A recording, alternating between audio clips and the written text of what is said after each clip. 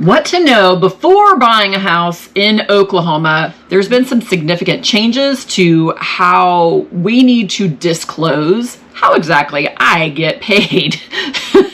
Shocker, I actually get paid for what I do. There's some serious stuff that you as a buyer need to be aware of. Stay tuned.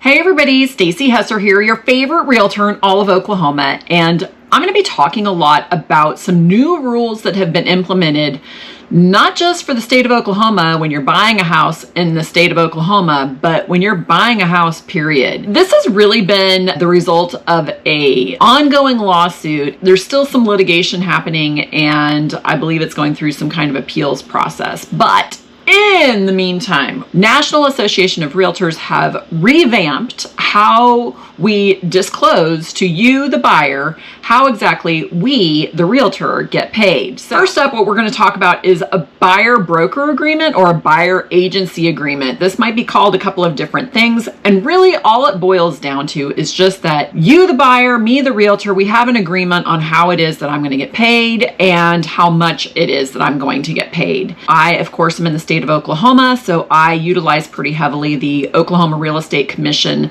documents, and they happen to have one that is uploaded for us to use. So I'm going to go through that with you step by step so that you have clarity on the first thing you need to know when buying a house in Oklahoma. First of all, we talk about in paragraph 1, the purpose of brokerage. The buyer is wanting to purchase a house and they are wanting to basically hire a realtor in order to make that purchase transpire. That's really what's talking about in section 1. The second paragraph just talks about property management and some interchangeable terms. I do not do property management, so I would always be working with a seller and you would be my buyer. So we would enter into an agreement and it would be signed before I show you a property. This is the biggest change that our industry has seen in quite some time. So it used to be that we would show houses and we wouldn't necessarily talk about compensation until we actually are going into the contract process. But now we need to make it very clear to you, the buyer, what to expect before we even start looking at homes. And this isn't a bad thing. There's some things that we should be talking about before we look at houses, like what's your budget? What kind of loan do you have? Are you going to be cash? What are your timelines to move? Where are you moving from? Do you have moving accommodations? These are all types of things that we should be talking about before you really start looking at a house. Maybe you have a certain payment in mind. Maybe that payment doesn't work in conjunction with your budget. These are things that we really need to talk about. Also, loan type, that really dictates pretty heavily what kinds of houses it is that we're going to be looking at. Can we look at a home that needs to have a little bit of work done to it? Or do you need something that's going to be turnkey ready and safe, sound, and secure to meet your specific loan type? Number 3 really discusses buyer representation. I need to protect myself and make sure that you, the buyer, hasn't entered into another agreement with another realtor. I don't get paid until we actually close on the house. So up until that time, all of my services are basically being provided to you free of charge unless I'm charging some kind of a retainer service, which I personally do not do. Number 4. Buyer acknowledges the Oklahoma law requires the buyer to sign an affidavit before closing on a property attesting that the buyer is a U.S. citizen. So this is something that's specific to the state of Oklahoma. Oklahoma has recently passed a law that only people that are a U.S. citizen or have intention to become a U.S. citizen are purchasing property within the state of Oklahoma.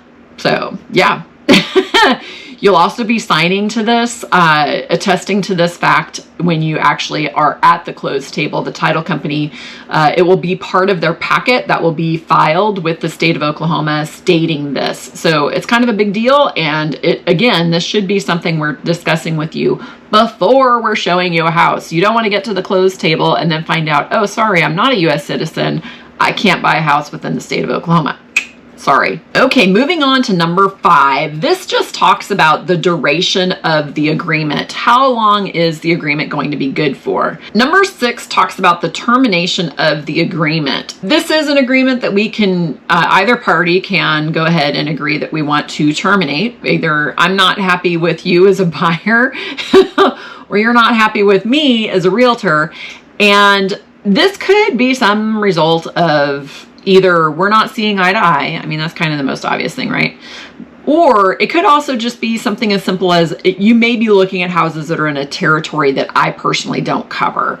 So we would be able to talk about that, and maybe we could change the agreement to cover different areas of the state of Oklahoma. But there are some areas that I don't have access to data for, or it's just simply too far for me to drive. Number 7, this really starts to talk about the compensation. So this is really the specifics behind how it is that I get paid. Just to cover myself though, I am going to cover it. It's in bold print, which always means it's very important and we want to get it right. So compensation of broker. Buyer acknowledges the compensation in this agreement is fully negotiable and not set by law. The compensation of this agreement must be completed before it can be signed by the buyer, and the agreement is not enforceable if the section is left blank. If you're working with me, I would check Section A, stating that the buyer shall pay the broker at closing an amount equal to 3% of the final gross selling or lease price. Buyer shall receive a credit towards the payment of the compensation in an amount equal to any payment made by the broker or any other broker or the seller. This piece of paper is between me and you, the buyer and the realtor. What comes along with this in any offer to purchase a house would be a compensation agreement where we would actually be asking for the seller to cover all, part, or in some cases none. This is another item of negotiation between you, the buyer, and the seller, just to settle it out and figure out how much it is that I'm going to get paid. If it's anything less than 3% that the seller is offering, then it's all open to negotiation, and we would have a discussion about it and come to a final agreement on what the payment's going to be. So, woohoo! That's page 1. All right, failure to close. So this one's really getting into if a seller fails to close with no fault on behalf of the buyer, then the compensation should be waived. This is why I really talk about, we don't get paid until we actually make it to the close table. I don't personally charge a retainer fee or anything like that. So up until the time that we get to the close table, pretty much all of my services are basically being charged free.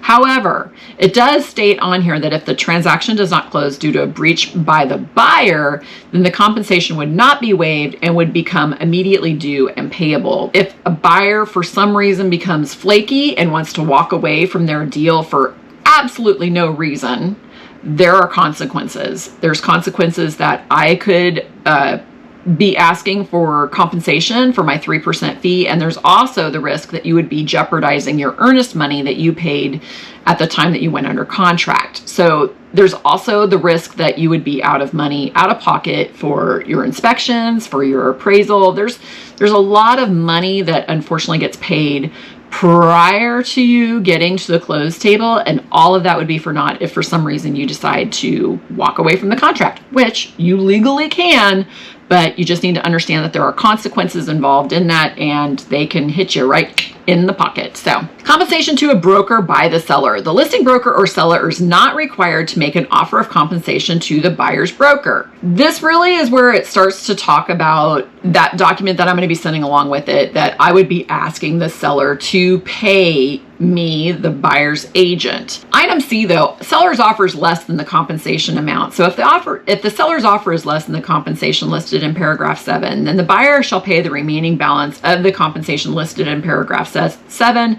unless otherwise agreed to in writing by the parties. So if, for instance, instead of 3%, the seller's offering 2.75%, in most cases, I'm going to say, yeah, sure, that's great. I appreciate that. And I am not going to ask for you, the buyer, to make up the difference.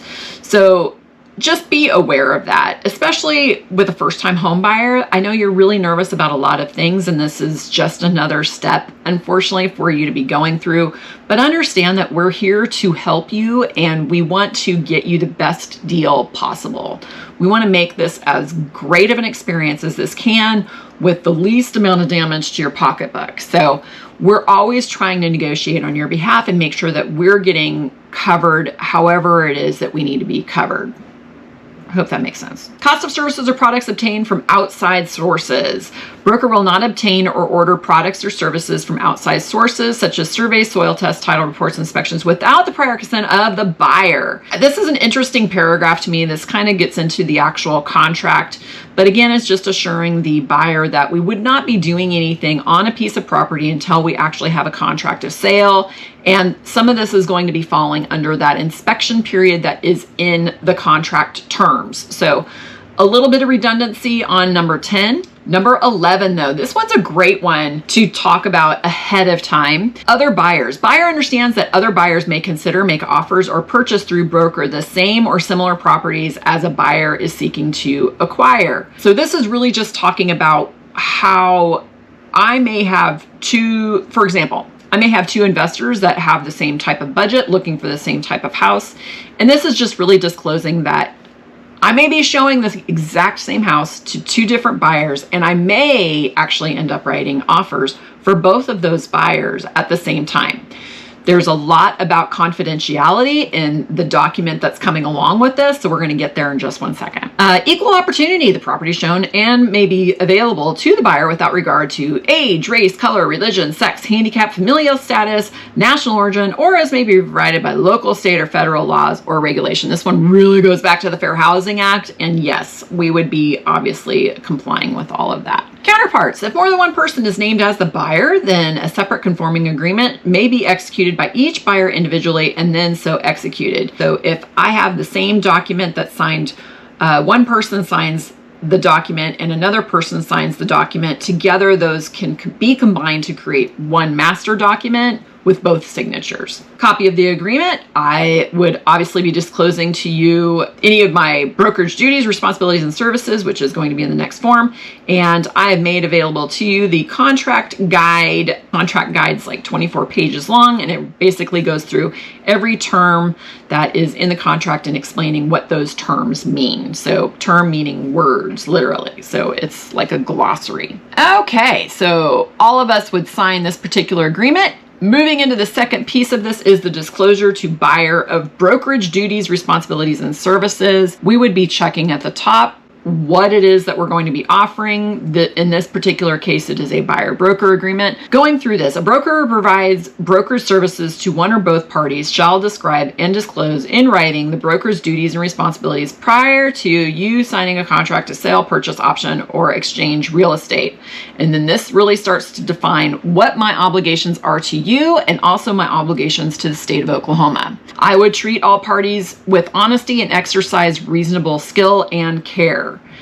Interestingly, I've had some experiences where this may or may not have always been the case. So, unless specifically waived in writing by a party to the transaction, I would receive all written offer and counteroffers. I would reduce offers or counteroffers into a written form, and I would prevent timely all written offers and counteroffers. Timely is a little bit of a subjective term, but it's within a reasonable, like if I'm driving down the road, you wouldn't expect me to send a contract at that moment in time. So just a timely effort of me getting myself home and getting a contract written. I would be informing you in writing the party for whom the broker is providing the broker services to when an offer is made that the party will be expected to pay closing costs, broker service costs, and the approximate amount of those costs. This would be what we call a cost to buyer sheet, and I would be providing that to you. You'll also be receiving one of those from your lender as well if you're getting a loan. The lender's document will be far more accurate than my document, but this is a check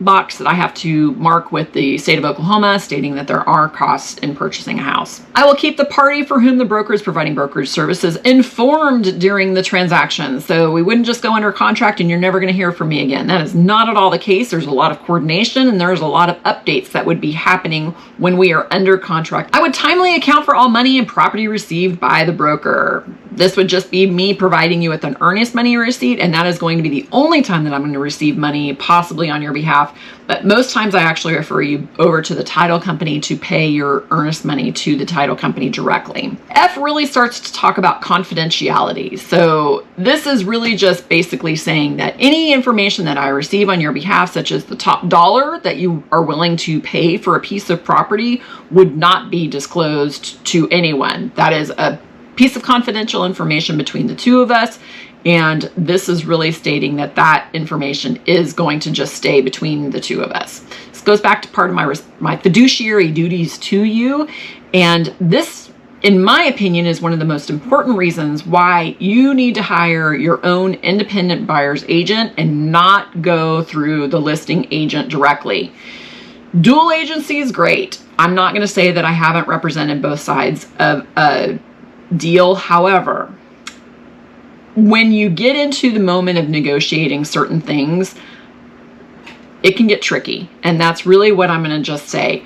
Your primary responsibility when you are selling a house is to the seller. They hired you first. They're the ones that are going to be paying you at the end of the day.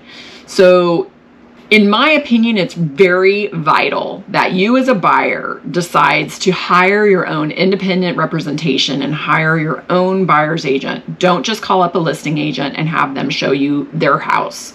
That's not the best way to hire an agent. You really should do some vetting, and you should be looking to someone that's really going to represent your best interests, not the seller's. So that's really what I'm going to just kind of talk about on that. Here you can see it identifies 1, 2, 3, 4. Definitely don't disclose that the prospective buyer is willing to pay more or accept less than what's being offered, that they're willing to agree to financing terms that are different than what's being offered. Any motivating factors of the party or prospective party purchasing, selling, optioning, or exchanging the property, or information specifically designated as confidential by a party unless such information is public. Sometimes people do want to allow others to know what the motivating factors are when somebody is selling a house or possibly buying a house. But again, you can find yourself in muddy waters, especially with the Fair Housing Act. Moving on, disclose information pertaining to the property as required by the Residential Property Condition Disclosure Act. You will get disclosures or a disclaimer or an exemption when you are looking to purchase a house. Every home seller is required to fill out one of those 3 documents, and most times it will be a disclosure form.